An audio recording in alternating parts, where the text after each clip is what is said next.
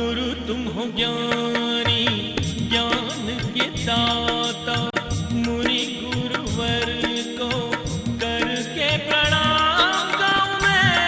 गाऊं मैं सुबह शाम, पुलक सागर एक नाम एक नाम। मैं संतान को जन्म नहीं दूंगी। इतना बड़ा त्याग कोई कर सकता है? जब तक इस बेटी का विवाह नहीं हो जाता है, मैं अपनी कोख में संतान को जन्म नहीं दूंगी। ये संकल्प उन्होंने ले लिया मान्यवर। और उस समय इतना इंतजार नहीं होता था कि 30-30 साल में शादी हो। 5-6 साल की थी जब उनकी मां का देहांत हुआ। 10-11 साल में तो शादी हो जाया करती थी। शादी कर दी गई। एक पिंडरई ग्राम में शादी की गई। एक जमींदार के परिवार में 60 गांवों के जो जमींदार थे, 20 नौकर चाकर जिनके आगे पीछे घुमा करते थे। विवाह के बाद इतना आभूषण मिला, इतने आभूषण मिले कि 11 साल की बच्ची के हाथ छिल जाते थे सोने के आभूषण पहनने में। इतना सोने से लाद दिया उस परिवार ने। एक ऐसी बहू लेकर के आए, लक्ष्मी के रूप में लेकर के आए। इतना चढ़ावा, इतना चढ़ावा, इतना चढ़ावा कि उनके पीहर पक्ष ने कभी सोचा भी नहीं होगा कि मेरी ये सौतेली मां की लड़की एक दिन इतने बड़े राजघराने में विवाही जाएगी। राजघराने में उनका विवाह हुआ। जमींदार थे उनके पति। 60 गांवों पर उनकी हुकूमत चला करती थी। ये बहुत पुरानी बात है। जब जमींदारी चला करती थी, माल गुजार हुआ करते थे। 60-60 गांव जिनके अधीन रहा करते थे। और जैसे ही विवाह हुआ, विवाह होकर के ससुराल आई।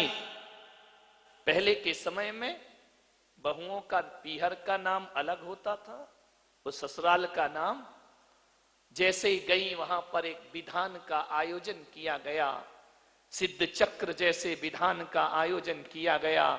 और नई दुल्हन आई और आते ही 7-11 साल की उम्र में जिसे सौधर्म इंद्राणी बनने का सौभाग्य प्राप्त हुआ हो, और इनकी सासू ने इनका नाम रख दिया इंद्राणी। ससुराल में इंद्राणी और पीहर में पूर्णिमा कह करके जानी जाती। इंद्रों जैसे ऐश्वर्य का भोग करने वाली। मान्यवर, सब दिन एक से नहीं रहा करते हैं। उन्होंने अपना जीवन बड़े ऐश्वर्य में जिया, बड़े वैभव के साथ जिया। उनके 3 पुत्र हुए, 2 बेटियां हुई। सबको धर्म के संस्कार देने वाली। आपको आश्चर्य होगा, एक भी क्लास नहीं पढ़ी, लेकिन पहले के जमाने में जो पूजाएं होती थी, जो अभिषेक हुआ करता था, हिंदी में नहीं होता था। सारी पूजाएं संस्कृत में हुआ करती थी।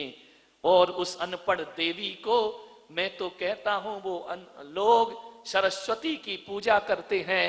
तो मैं पुलक सागर कहता हूं, इस देश में एक अनपढ़ सरस्वती भी हुई है, जिसने अक्षर नहीं पढ़ा, लेकिन जिसको वक्तांबर कंठस्थ याद था। तत्वार सूत्र के 10 अध्याय जिसकी जुबान पर रहा करते थे। संस्कृत की पूजाएं जिसकी जुबान पर रहा। और कोई कह दे कि ये पुस्तक पढ़ लो, तो एक अक्षर नहीं पढ़ पाती थी। शुद्ध उच्चारण।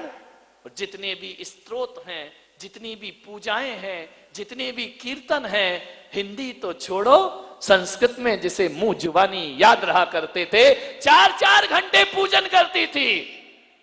उसकी पूजा की लगन को देखकर वहां पर 2 मंदिर और थे उस गांव में। परिवार बहुत बड़ा था। मंदिर जाने में देर हो जाती थी, लेकिन एक संकल्प था कि जब तक मंदिर ना जाऊं, पूजा पाठ ना करूं, तब तक अन्न जल भी मैं ग्रहण करने वाली नहीं हूं। इनके जो ससुर थे, जमींदार थे, वो रोज लेट मंदिर जाते थे। जब सारे लोग मंदिर से घर चले जाएं, तब इनके जाने का समय हुआ करता था। गांव के लोगों ने कहा इतना लेट मंदिर आते हो, तुम्हारे लिए हम 11-12 बजे तक मंदिर नहीं खोल सकते हैं। इन्होंने कहा कि मेरी मालगुजारी है, मेरी जमींदारी है, मेरी बहू भी पूजा करती है, मैं भी पूजा करता हूं, लेट हो जाता हूं। लोगों ने बड़े ताने मारे, लोगों ने कहा इतने बड़े जमींदार हो, इतने पैसे वाले हो, लेट पूजा पाठ करना है तो अपना मंदिर खुद क्यों नहीं बना लेते हो नया। बस इतनी सी बात उनके दिल में लग गई और मंदिर से लौट करके आए और तुरंत उन्होंने कहा मैं अपने धन से भव्य जिनालय का निर्माण करूंगा। भव्य जिनालय बनाया, इतना बड़ा, उस गांव में उस मंदिर से बड़ा फिर कोई मंदिर नहीं बन पाया। इतना आलीशान मंदिर जिसका शिखर 60 फीट ऊंचा उन्होंने बनाया कि वहां पर जब ट्रेन गुजरती है तो सबसे पहले यदि किसी मंदिर के ट्रेन में बैठे बैठे दर्शन हो जाते हैं तो वो इन्होंने वह मंदिर भव्य निर्माण किया। पूरी चांदी की बेदी बनाई ऊपर से नीचे तक। लोग तो मार्बल की बेदी बनाते हैं, इन्होंने सोना और चांदी की पूरी ठोस बेदी बना करके रखी और चन्न प्रभु भगवान का भव्य मंदिर का निर्माण। आज भी वो मंदिर है वहां पर, ध्यान रखना। ऐसी विरासत, भव्य मंदिर बनाया, ऐतिहासिक मंदिर। आज भी उस क्षेत्र में उसे वीर दादा के नाम का मंदिर जाना जाता है। आज उसे लोग जानते हैं। समय बीतता है, अवसर बीत जाते हैं, वक्त निकल जाता है, जिंदगी करवट बदलती है। ध्यान रखना, उन्होंने 3 पुत्रों को जन्म दिया। 3 पुत्र बधुआ आई, सबकी 3-3 औलाद हुई। बहुत बड़ा पूरा परिवार, नौकर चाकरों की कमी नहीं। किस्मत ने करवट बदली। एक दिन इनके पति की मृत्यु हो जाती है। पति की मृत्यु का दुख और कुछ समय बाद बड़े पुत्र की मृत्यु हो जाती है। और बड़े पुत्र की जब मृत्यु हुई, झकझोर के रख दिया उनके जीवन को। उस समय जब इनका समय था तो मुनियों के दर्शन नहीं हुआ करते थे। मुनि महाराज क्या होते हैं ये केवल किताबों में पढ़ा जाता था। महाराजों के दर्शन नहीं होते थे और उस छोटे गांव में कभी कोई संत नहीं आया करते थे। इन्होंने जैसे ही देखा कि मेरे पुत्र का मरण हो गया, मेरी जवान बहू विधवा हो गई, इन्होंने कहा कि आज से मैं संपूर्ण श्रृंगार का त्याग करती हूं। जिसकी बहू विधवा हो उसकी सास श्रृंगार कैसे करेगी। और उन्होंने संकल्प ले लिया कि आज से मैं गद्दों पर नहीं सोऊंगी, घास फूस पर सोने की तपस्या उन्होंने प्रारंभ कर दी। और बहू को विधवा देखकर उन्होंने अपने केस बढ़ाना छोड़ दिए, क्षौर कर्म कराया, बिना केस की जिंदगी गुजारने लगी। और उन्होंने श्वेत वस्त्र धारण कर लिए। अब कभी जिंदगी में मैं रंगीन वस्त्र नहीं पहनूंगी, ऐसा जीवन में मोह विगलित हुआ। और उन्होंने भगवान चंदा प्रभु के सामने जाकर, उस समय मुनि नहीं होते थे, सप्तम प्रतिमा के व्रत भगवान से प्राप्त कर लिए कि आज से मैं शुद्ध भोजन करूंगी, सप्तम प्रतिमा के व्रतों का पालन करूंगी। कठोर तपस्विनी हो गई। घर में रहकर एक टाइम भोजन, गर्म पानी पीना, रात्रि में मौन रखना। 2 साड़ियों का जिन्होंने नियम ले लिया, 2 वस्त्र से ज्यादा मैं अपने जीवन में नहीं रखूंगी। घर में रह करके जिसने सन्यासिनी का जीवन जी लिया, चटाई पर सोना प्रारंभ कर दिया, घास पर सोना प्रारंभ कर दिया, अंतराय पालने लगी और अपना भोजन खुद बनाती। किसी बहू से कह दिया, 3 बहुओं से, कि मैं भोजन बनाऊंगी, पहले तुम खाओगी और तुम्हारे बाद मैं भोजन ग्रहण करूंगी। 16 का भोजन बनने लगा, शुद्धि का भोजन बनने लगा। और जब तक हमने देखा है वो जब तक ग्रस्त जीवन में रही, 3 में से किसी बहू ने उन्हें खाना नहीं परोसा होगा। जब भी भोजन बनता था अपने हाथ से वह बहुओं से कहती थी कि तुम भी पराए घर की बेटियों हो, आओ मां का फर्ज है पहले तुम्हें भोजन कराओ। पूरा घर भोजन करता था, उसके बाद पूर्णिमा देवी अपना भोजन ग्रहण किया करती थी। ऐसे परिवार संभाले जाते हैं, ध्यान रखना। कोई भी काम होता था बहुओं को आगे कर देती थी, खुद पीछे हो जाया करती थी। अपना जीवन जिन्होंने बहुओं को महान बनाने में लगा दिया। जब हम लोगों का जन्म हुआ तो एक ही चीज कहा करती थी, बेटे संसार में नहीं फंसना है, अपने को आत्म कल्याण के मार्ग पे चलना है, जीवन उसी का। मैं उस समय छोटा था, मेरे से बड़े भाई जो आज आचार्य जयसागर के रूप में जाने जाते हैं, वह भी मुनि हैं, वह भी सन्यासी हैं। हम दोनों छोटे थे, मंदिर भेजती थी। मंदिर कितना दूर था, यहां से मान लो सामने का गेट, घर से ही भगवान दिख जाया करते थे। घर के सामने ही मंदिर बनाया था और मंदिर के ठीक सामने इनकी बैठक हुआ करती थी। जब भी दृष्टि पड़ती थी चंदा प्रभु भगवान पर उनकी दृष्टि पड़ती थी। कोई गलत काम मेरे से ना हो जाए, हमेशा ये सोचती थी कि धर्म विरुद्ध काम ना हो जाए मेरे से। मेरे भगवान मुझे दरवाजे से मुझे देख रहे हैं। अभूतपूर्व समता भाव था जिनके जीवन में। मान्यवर, मैं आज ये बातें इसलिए बता रहा हूं, ये मत सोचिए कि उनसे मेरा रिलेशन है इसलिए बता रहा हूं। ये बातें आपके जीवन में और घरों में प्रेरणा का काम करेंगी, घरों को बदलने का काम करेंगी कि कैसे कैसे लोग इस धरती पर हुए हैं। वह हम दोनों भाइयों को बुलाती, इधर आओ। वहां पर एक परंपरा है मध्य प्रदेश में, महिलाएं अभिषेक नहीं करती हैं, भगवान को नहीं छूती हैं और मंदिर तो बना लिया और यदि किसी ने अभिषेक नहीं किया तो फिर भोजन कैसे करेगी, बिना अभिषेक के खाती नहीं थी। हम दोनों भाइयों को, हम लोग छोटे छोटे थे, बोलती थी भगवान का अभिषेक करके दिखा दो। हम कहते थे हमसे नहीं होगा, अकल नहीं थी, बुद्धि नहीं थी, हम नहीं करेंगे भगवान का अभिषेक। कौन कुएं में पानी लेने जाएगा? पहले माली और पुजारी तो चलते नहीं थे, खुद ही पानी भरना था, खुद ही सामग्री धोना था। आजकल तो रेडीमेड पुजारी मिल जाते हैं किराए के, पहले नहीं हुआ करता था। भगवान की पूजा, दान और धर्म ये दूसरों से नहीं कराए जाते, अपने हाथों से करना चाहिए, स्वयं के हाथों से करना चाहिए।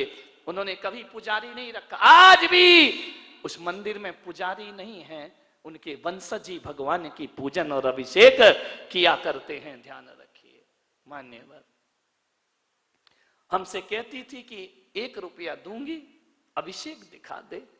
1 रुपया!